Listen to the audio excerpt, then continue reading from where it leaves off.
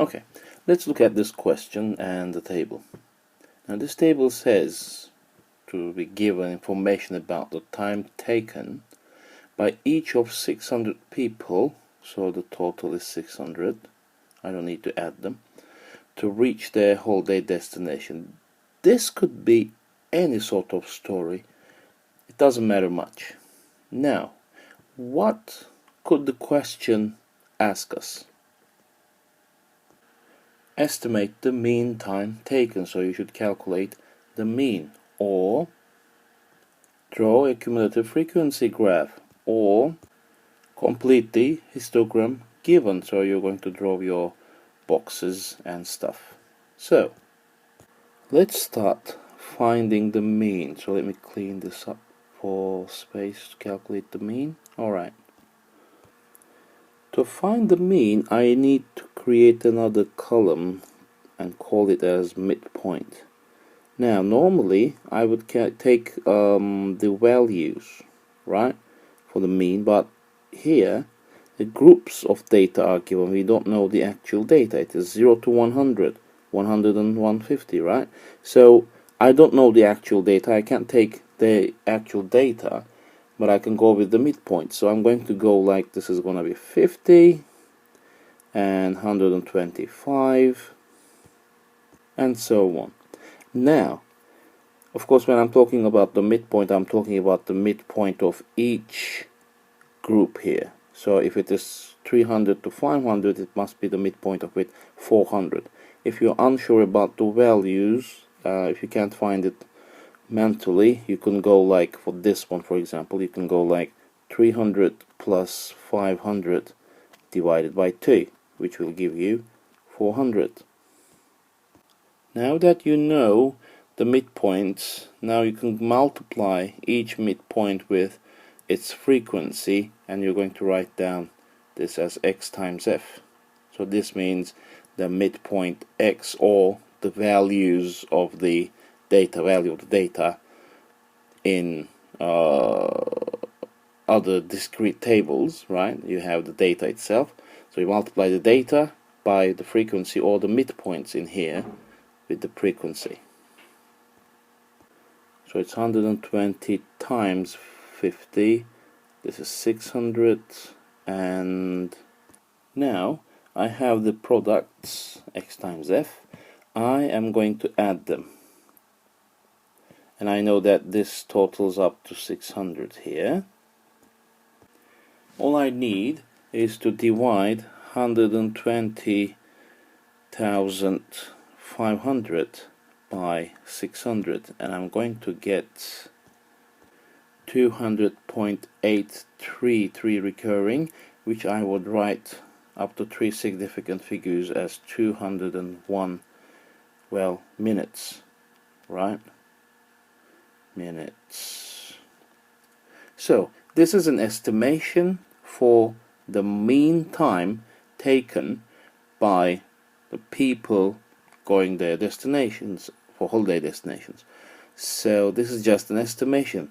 If we know the data, we could find a very different mean than this, but we don't know the data, so we must estimate the mean. Now let's go with cumulative frequency. So basically you're going to write down the numbers adding one another. So this is going to be 120 and 140 together, 260. If you add 240 to that, you're going to get 500. If you add 80 to that, it's going to be 580, and then it must be 600, because the total of people joining this survey, whatever, is 600. Now that you know your numbers, you can draw a cumulative frequency graph. But instead of taking the midpoints as a mean, you will be going through the upper boundaries to mark on the graph. So let me move this a bit to write these numbers down. So it will be 100, 150, 300, 500 and 600. So I'm going to match these to have ordered pairs to mark on the graph. Right, so the vertical axis will be time taken, the horizontal axis will be the number of people, which, well, the number of people are here and time taken are here, right, these values. Well, unlike other graphs, you can start your graph from 100 or whatever the first value is, so that you will have a graph starting from the origin or somewhere close to the origin, as in this case. Right, so I'm going to mark this 100 to 120 ordered pair here, so it's gonna be here, and then 150 to 260, so 150 would be somewhere around here, 260 will be somewhere around here, so I must be marking this bit. You will have squared paper, so it will be easier for you to mark these points. 300 to 500 will be, well, this is gonna be tough, so I will be sort of drawing some dotted lines, so it must be something like this. Now let's get rid of this bit, right, and there's one more. Oh no, there are two more.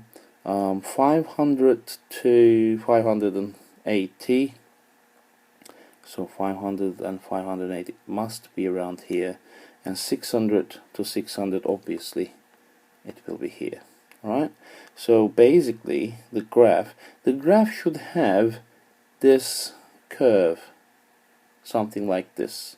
So instead of drawing it like this one, okay, like this, instead of drawing it like this, I am going to draw it something like this, a little bit curvy. I mean, of course, this data is not designed for cumulative frequency graph, but it must look like this, right?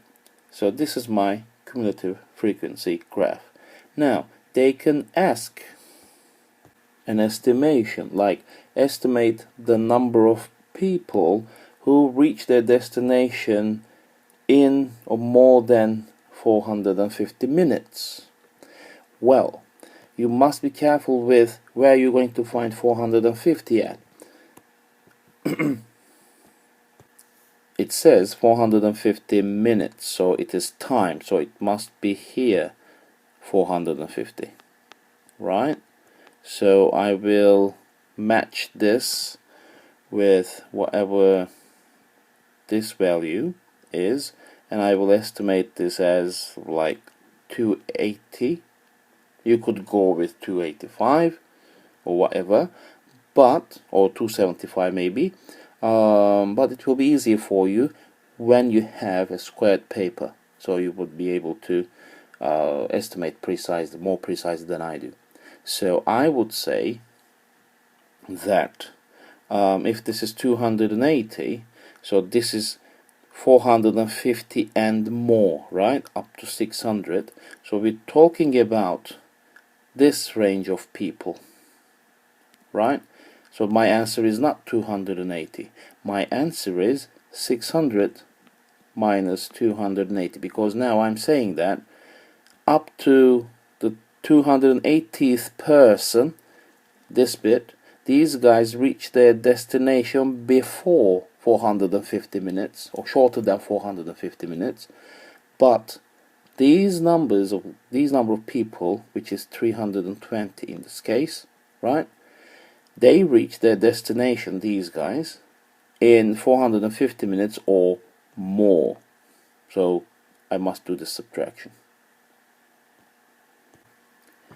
Right, how about these questions? Estimate the median time, find the interquartile range, and find the modal class. Well, let's start with the last one because it's easiest. Find the modal class says that you need to find the mode, fine, but just because you have group data over here, you cannot say the mode is 280 or something like that, but you can say that the mode is within one set of group data.